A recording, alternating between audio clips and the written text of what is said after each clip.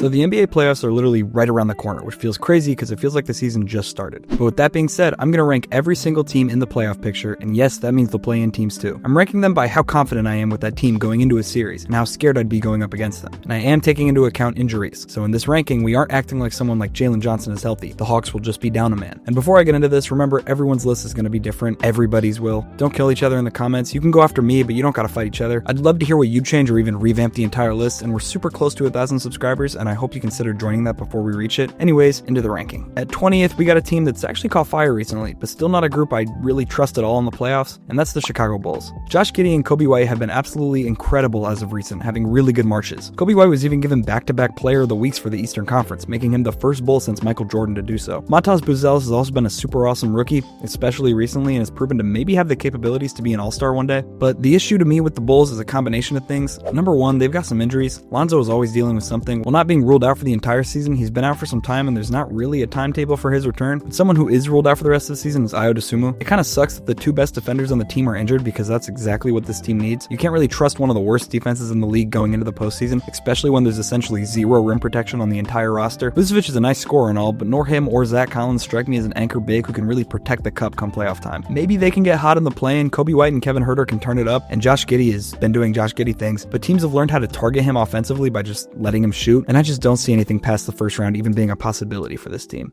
Next up, right in front of the Bulls, I have the Orlando Magic. This team is kind of terrifying to me, not in a good way. After what I'd call a pretty successful season last year, taking the Cavs to 7 games, this year they've been absolutely decimated with injuries. They've healed up a bit besides Jalen Suggs and Mo Wagner, but the injuries clearly had lasting effects. While obviously an elite defense, the second best in the league, the team struggles a lot offensively. Paolo seems really poorly integrated in the offense, like plays will be run for everyone else on the team, but when the ball ends up in Paolo's hands, the offense kind of just goes stale and he just ISOs or settles for a jump shot. KCP has not lived up to the expectations by any means, and he's supposed to be the 3-and-D guy for this team, and it just hasn't worked out. The Magic are shooting the worst three-point percentage in the entire league by a pretty wide margin, and come playoff time where everything gets more physical, hitting your wide open shots are vital to success. And I just can't see a world where the Magic do that consistently. Having one of the best defenses in the league for sure helps them out, and is something they can get excited for, but I just can't see them shutting out opponents in a 7-game series as well as outscoring them for 4 games. I like a lot of guys on the Magic, I just don't think this is their year. They've had to deal with a lot of stuff unrelated to basketball, and hopefully they can retool and come back next year.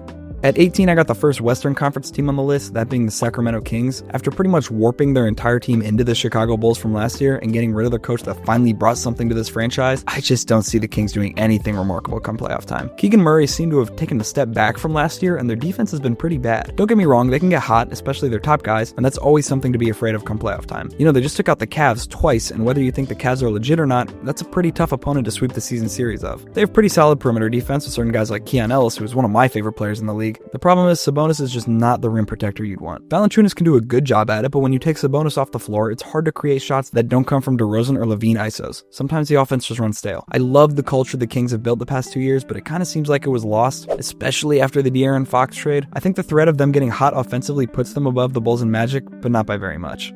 Next up at 17, I have the Atlanta Hawks. After a loss of their second best player and contender for most improved player, Jalen Johnson, the Hawks kind of settled in right where you think they'd be. Mediocrity. They've beaten the Cavs and Celtics this year, but also lost to the Wizards twice, if that tells you anything about them. Dyson Daniels has been a breakout player, being in my opinion the runner-up for Defensive Player of the Year, and Reece Shea has had a pretty solid rookie campaign despite the lack of media attention around him. They didn't get back in the Hunter trade as much as you would have liked for them to get in return, and I think it made them worse, but LeVert and Niang have had their nights. And finally, Trae Young is always going to be a threat, especially when he heats up. And I'm someone who believes a lot in Trae Young, and that if you surround him with the right players, he can help a team win the championship. I just don't think this Hawks team is anywhere near what he needs. I'm not sure if Clint Capella will come back by the play-in, I don't think so, and as much as I do like Onyeka Okongwu, I wish Trae had a bit of a taller lob threat to help him out come play-in time. I do think Reece Shea can be one of, if not the best off-ball scorers in the future, and maybe he'll even develop a better self-creation game and really put him into the next tier players, but for now, I see the Hawks as a bona fide first-round exit. At 16, I regrettably have to put the Dallas Mavericks. I really feel bad for Mavs fans. I want to root for this team so bad, and a part of me wanted to put the team higher. I just can't in good conscience do that. Kyrie Irving is obviously done for the season, which really sucks because AD just came back, as well as some of the other injured role players like Derek Lively, but he's back too. Unfortunately, not having Kyrie Irving and Luka Doncic leads to an NBA team with no shot creation outside of like Spencer Dinwiddie. With only like a week or two left in the year, I don't think this team can get it together and learn how to play with each other in time. As it stands, the team seriously just doesn't have enough talent. We all know how great Anthony Davis is, but him alone is not enough to bring this team anywhere. I want them to do good just because I feel so bad. I just don't see it happening. I doubt they make it out of the play-in.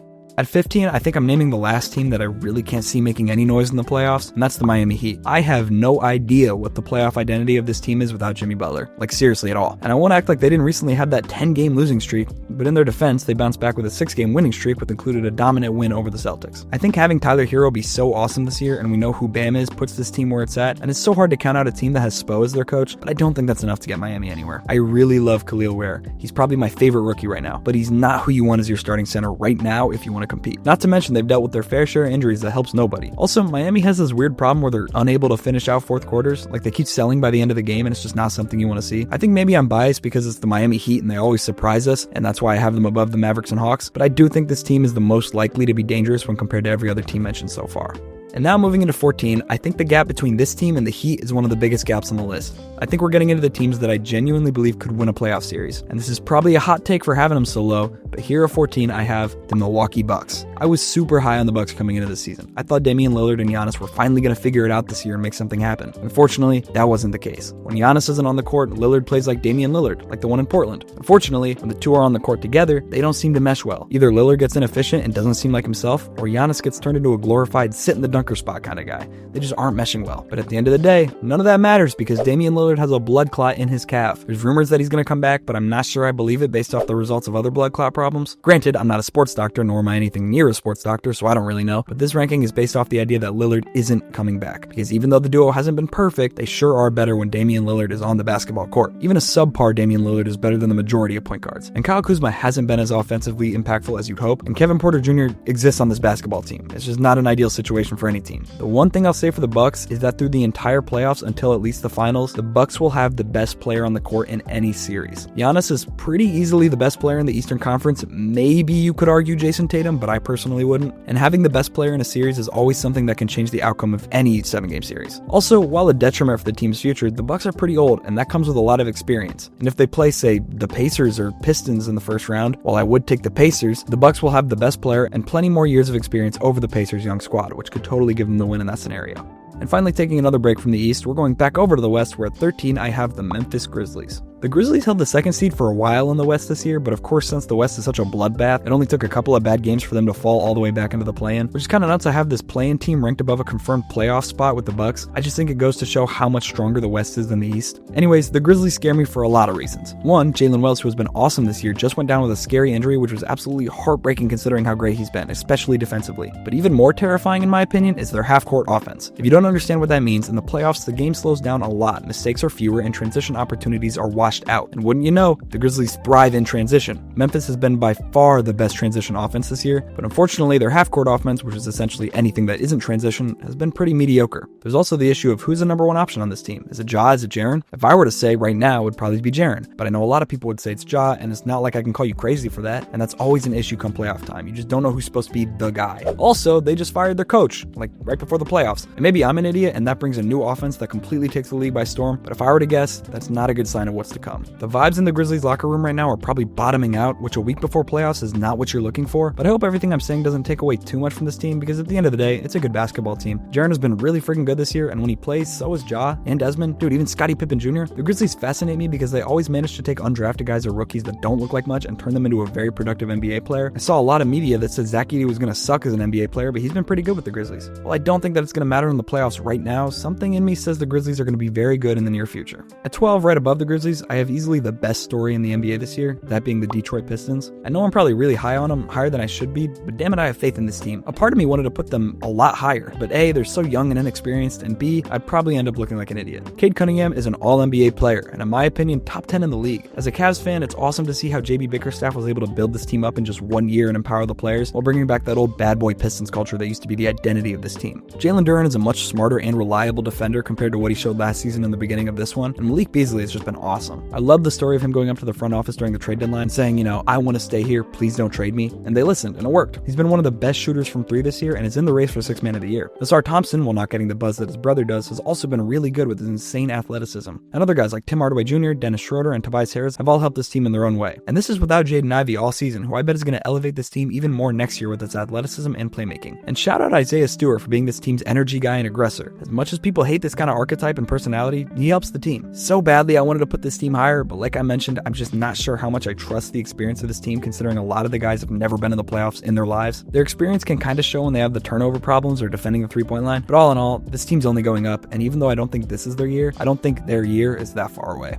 At 11, I have the Indiana Pacers, a team that made it to the conference finals last year due to some injury luck with their opponents, and I just don't think that's a reasonable expectation for this team again. While not the super fast-paced run-and-gun team they were last year, they're still in the upper half of pace for NBA teams, and I think that'll really help them. Tyrese Halliburton has had this big blemish on his record this year because he had a really bad first month and start of the season, but anyone who wrote him off and hasn't paid attention, I promise you're missing a lot. Since that slow start, Halliburton has been nothing short of incredible this year. We've seen all the stats of him putting up 1 billion assists with like 1 turnover. His ball security while being one of the best playmakers in the league is otherworldly, and even with his funky little jump shot, he's still shooting the ball very well. Fun fact, Tyrese Halliburton was the first NBA jersey I ever got, so I'm always going to pull for this guy. Pascal Siakam has also been a big beacon of consistency for this NBA team. Even with the slow start from Tyrese, Siakam has played his role to a T for this team, and he slotted in great. Andrew Nembhard, while not shooting the ball real well, has still been a great defender and playmaker for this team, supplying that when Tyrese needs a bit of a break. And Miles Turner, despite being in trade rumors for half a decade now, has still been great for the Pacers. His pick and roll or pick and pop chemistry with Halliburton has been on full display all season, and I think that the two-man action between those two is going to get a team in trouble this postseason. With the Pacers, there's not much more I can say besides I think this is a good basketball team with a lot of upside. I just don't know if the talent is enough to put this team above some of the other teams that I have above them. The first example of that being a team that's loaded with talent at the top, that being number 10, the New York Knicks. Now I know the Knicks have been good this year and may deserve a higher spot, and I know there's a lot of Knicks fans, so I hope y'all don't kill me for this, but I'm very low on the Knicks. I had to stop myself from putting them lower. The top end talent on this team is very good, an extremely good starting five. Brunson has been one of the best point guards in the league, easily the best in the East, and Cat has just been awesome offensively. OG Anunoby has done his stuff and had some really big games, as well as Mikal Bridges, and Josh Hart has been the glue that holds this team together, and he's also a really good podcaster. I really want to believe in the power of Villanova friendship that this team brings, but there's so many red flags. Number one, after that starting five, this team is nothing, and I don't know if that's a product of the Knicks not having any talent on the bench, or Coach Tibbs not playing them all year to get them to a point where they feel comfortable on the court. Like, Thibodeau is playing the starting five to death. There's no reason for your starting five to have all played 40 plus minutes in a random January regular season game. I imagine their bodies are going to be pretty tired come postseason, and I hope nobody gets too hurt, but Brunson just got back from the injury, and thank God, because I'm not sure what would happen with this team without Brunson. And finally, the biggest red flag with this team, and the reason why I almost put them even lower, is that against the top 3 teams in the NBA, the New York Knicks are 0-9. They haven't won a single game. Against all teams that are over 500, the Knicks are 12-20 this year. That is not a record that instills any confidence in this team come postseason, especially considering they're in the weaker of the conferences. It's looking to be a Knicks-Pistons first round series, and it may be my bias telling me this, but I think there's a very super real world where the Pistons win that series. The one thing stopping me from putting them so much lower is just how good the top end talent on this team is. They've had one of the best starting fives in the league, and on paper are one of, if not the best starting five in the league. And as much as I disagree with a lot of the stuff Tom Thibodeau does, he's still a good coach X's and O's wise, and I have no reason not to trust him in the postseason.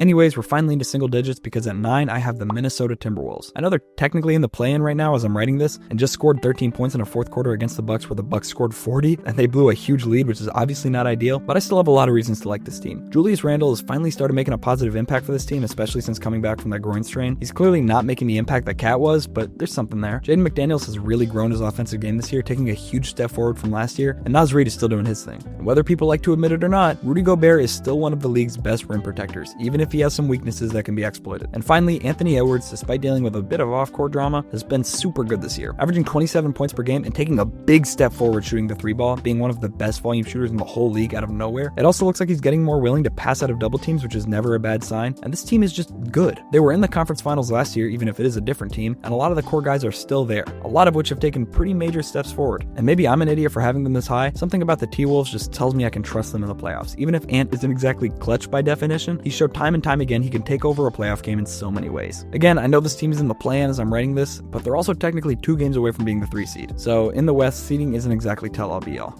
At 8, I got another Western Conference team who could be anywhere from 8th to 3rd. I have the Los Angeles Clippers. And maybe I'm just not in the right circles, but I feel like nobody talks about the Clippers for some reason. Since coming back, Kawhi Leonard has been, well, Kawhi Leonard, super dominant on both sides of the ball, and James Harden has also been surprisingly good, looking so much better than he did last year in pretty much every metric of basketball. Even defensively, Harden has looked a lot better. And of course, his playmaking is some of the best in the league, and his scoring is still James Harden scoring at certain points. Also, the Clippers have found some uncovered gems in Zubac and Norman Powell this year, at points both putting up campaigns to be all-stars, even if it didn't happen. This team is just full of experienced players who can play their role really well, which is why it's so surprising that I feel like nobody cares about this team. Or my brain's just blocking out anything I hear about them, I don't really know. But seriously, I'd be terrified of this team. They have a dominant paint presence in Zubac, a great initiator in Harden, a great play finisher and POA defender in Kawhi, pure scoring in Norman Powell, great role players in Bogdanovich, Derek Jones Jr., Chris Dunn. Like, this team is just loaded. Obviously, health is always going to be a problem for a team this old and with the players they have on it, but if they remain healthy like they are, I'm really excited for what's to come. At 7, I have the Houston Rockets. This team, as I'm writing this, is very likely to become the 2nd seed in the West, barring any crazy losses from them and a nuts win streak by the Lakers. And this seeding is very deserving. They're a great team. Defensively, they're one of the best, and they're the 2nd best half-court defense in the entire league right now, behind an all-time great Thunder defense. And in transition, they're the 3rd best defense. The team is full of insanely good athletic defenders. Their perimeter is loaded with Amen Thompson, Fred VanVleet, Dillon Brooks, Tari Eason, etc. They've had a pretty obvious hole in their defense regarding the interior, but as of recent, Houston's been running a double big lineup with Steven Adams and Sengun playing together, and the physicality and rebounding that comes with has been awesome. Their offense can be a bit worrying. They have a bottom 10 half-court offense, which is something you obviously don't want to see come playoff time. And there's also this problem of not knowing exactly who's the number 1 option on this team, kind of like the Grizzlies. Also, in pretty much every playoff series they'll end up in, they can never have the best player on the court, which is a bit alarming, but that usually comes with a win-by-committee type of team. But it's so hard to count out the team with this much talent and the way they've been playing. I mean, they had the 3rd overall pick this year, and he's barely played. Not because he isn't good, there's just too many mouths to feed on this team. Sengun has been super good all year. His post playmaking is a big driving force of this team, and Jalen Green has definitely had his moments. I just think the thing holding this team back from being any higher is the lack of the guy on the roster. Like, going down the stretch, who's getting the ball? Anyways, right outside the top 5 at number 6, I have the Denver Nuggets. This is one of those teams where I've really been going back and forth on this placement. Pretty much the whole list is that, but especially the Nuggets. Obviously, they just cleared house and fired their coach and GM literally like a week before the playoffs begin, and that's never a good sign for any contending team. And that alone should tell me to place them lower, but then I think to myself, it's the Denver Nuggets. They have, in my opinion, the obvious best player in the world. Not saying Jokic is the MVP, but I think he's better than Shea. And they still have the majority of the 23 championship core still intact. Christian Brown is arguably the most improved player, and he's fitting that Bruce Brown role perfectly. Maybe even better. Aaron Gordon has really stepped up as a shooter, and that's not a part of his game that you can exploit anymore. It's just so hard to count out this team when we know what happens to Jamal Murray in the playoffs, and we know how good Jokic is. Question is, how much can we rely on the supporting cast, especially in non-Jokic minutes? I think it's a little bit too late in the season for the new coach to figure some formula out to win non-Jokic minutes, so when he subs out of the games, the Nuggets just kind of have to hope for the best. Westbrook has been pretty good at taking some of the burden from Jokic this year, but it's still a bit scary to trust him with that kind of load with his inconsistencies. Like, on paper, the Rockets are better than this team, the Clippers are better, the Timberwolves are better, but when you have the best player in the world on your team, especially with the remains of a core who have proven to be championship level, it's so hard to count this team out. And now into the top 5, the first team I got here is the Golden State Warriors. I'll be honest, when I first heard the Jimmy Butler trade, I was not a Golden State believer. Even after the first 10 games when they were on that crazy winning streak, I was still in denial. I made a bet with one of my friends that they weren't going to make the conference finals. And while I still stand by that, my bet is looking dumber and dumber each day. The Warriors have gone 19-5 since the All-Star break, which is tied for the 3rd best record since that point. And it makes sense. When you watch these games, the team just looks unified. Jimmy Butler is pretty much fit in perfectly on this team like a glove. I'm a little weary putting this team high still because in this stretch, Pods has played very well, and I'm not sure how sustainable it is in the playoffs, but if he keeps that up, this team will be very dangerous. Not to mention Draymond putting his hat in the ring for Defensive Player of the Year, and as we speak is leading the race. Whether that's deserved or not, I'm not going to argue, but it's clear his defense is extremely impactful. And Steph has really turned this somewhat mediocre season around for him, playing very well as of recent. If all this momentum is carried into the playoffs, I can't think of a single team that would want to see the Warriors in a playoff push. As I'm writing this, the Warriors are in the play-in spot, and imagine being the first seed Thunder playing so well all year just to have to deal with this juggernaut Warriors team in the first round. To me, that's terrifying. They have a great combination of young energy and veteran experience, and probably the player with the most gravitational impact ever. For a team like, for example, the Nuggets that have some struggles guarding perimeter play, I imagine the Warriors would be a nightmare. And then I got at 4th, I think this one was pretty expected, I have the Los Angeles Lakers. To make a long story short, it's LeBron James and Luka Doncic.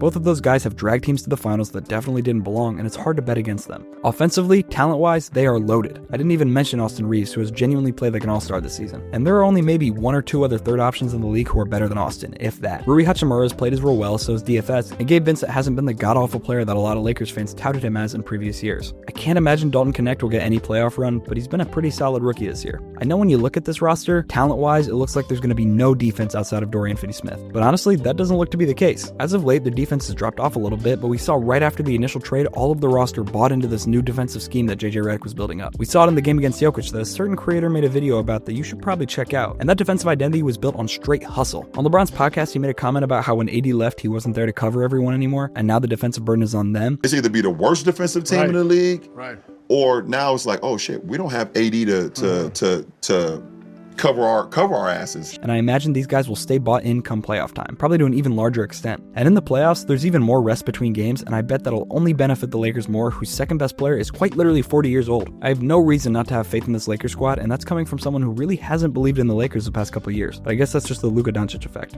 And now, rounding out the top 3, at number 3, I have the team that I watch the most and I root for, and that is the Cleveland Cavaliers. As much as I want to put them higher, their play as of late has been a little bit alarming. Obviously, they're still good, but they got off to an uber hot start this year, like a historical one, and it was built on ball movement and getting everyone involved. Garland was shooting 50-40-90, Donovan was playmaking a lot better, Evan Mobley finally took the offensive leap, and Jarrett Allen was elite at being consistent, and Ty Jerome was making a career resurgence. Everything was clicking, and for the most part, everything I said remains true. Darius's efficiency has kinda dropped off a bit since the All-Star break, but not to an extreme point where we should be super worried. Donovan has had problems playing hero ball down the stretch of games where he kind of just chucks and the offense goes stagnant, but I think he's one of the smarter players in the league, and come playoff time, I think he'll adapt. And I know he gets a lot of flack, but Mitchell's been a pretty good playoff riser throughout his career, barring a couple years, so I think that'll continue. The defense has been, while not as good as last year, still very good. Specifically Evan Mobley, who's gunning after that Defensive Player of the Year award, and has had a pretty good shot with the second best odds as it stands. DeAndre Hunter has been the perfect trade piece for this team and has filled every last gap that the team had. The one thing I'm a bit worried about is the recent slump, as well as playoff experience. I'm not really a guy who weighs playoff experience as much as some other people, but I can still recognize that it's a thing that exists and causes problems, and most of this core has only had 1 or 2 playoff series worth of experience going into this year. Besides that, this team has been so dominant, finally being a first seed without LeBron James in town, and I think have a real chance to win the East. The only reason I can't put this team higher is because of the other powerhouse teams in the NBA right now, but I want to make it clear, this team is extremely talented, and Kenny Atkinson has completely changed the culture here, and I would not be surprised if the Cavs make quick work of the East this year. But at number 2 is the reason why I don't think they will, that being the Boston Celtics. The reigning champions have suffered a bit of championship hangover, but not enough to be alarmed. They're finishing the season around 60 wins, and that's with a lot of guys in and out of the lineup. Porzingis' health concerns are a real problem for this team, arguably the biggest X factor on if they're going to win the East or not. I think with Porzingis healthy, this is probably the scariest team in the league. That's just not something you can count on. Their starting 5 is so insanely loaded with talent. The difference between their starting 5 and the Knicks is that when the Celtics get tired, they have a whole nother batch of great players on the bench waiting to sub in. Peyton Pritchard, the likely 6th man of the year, has done a great job coming off the bench and has been an elite spark plug. And their other bench guys like Al Horford, Luke Cornett, and Sam Hauser know their job and complete it well. This team is a great combination of defense and offense, and there's no question to how they won the finals last year. Brown has had a bit of a down year, and Tatum is still settling for jump shots when he doesn't have to, but that's literally my only gripe. Derek White, awesome. Drew Holiday, amazing. Porzingis, when he plays, phenomenal. Joe Mazzulla, probably insane. This team is just so well-rounded. I'm running out of adjectives to use for this team. Even though the Cavs have a better record, I have to give the spot to the Celtics due to the championship we saw last year. We know this team is legit, and I'd be genuinely dumbfounded if they don't at least make it to the conference finals. But proving yourself worthy in the past can only do so much for the present, which is why I have at the number 1 spot,